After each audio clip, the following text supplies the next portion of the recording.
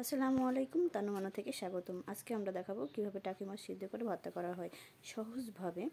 আমরা প্রথমে নিয়েছি টাকি মাছ, তার ছোটো ছোটো করে টুকরো করে নিয়েছি, রসুন দিয়েছি, পেঁয়াজ দিয়েছি, কাঁচামরিচ দিয়ে দিয়েছি, হলুদ দিয়ে নিয়েছি, সামান্য পরিমাণ লবণ নিয়ে নিয়েছি, সামান্য পরিমাণ তেল দিয়ে নিয়েছি, তারপরে একটু পানি দিয়ে নিয়েছি। এখন আমরা এটা ঢেকে দেব।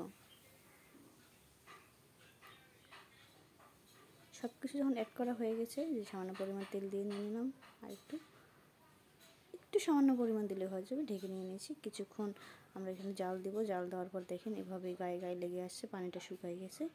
এখন আমাদের এটা একটু নেড়ে চেড়ে দিলাম যে একটু তেল, একটু পানি আছে নাকি, আর একটু এক মিনিটের জন্য সিদ্ধ করে নিয়েছি। তারপরে আমরা ভর্তার জন্য প্রস্তুত করার জন্য বাটনার মধ্যে নিয়ে নিয়েছি সম্পূর্ণ উপকরণগুলো।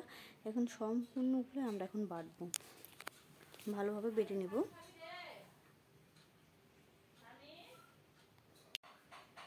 এভাবে বাটার পর স্বাদ মতো লবণ দিয়ে নিয়েছি,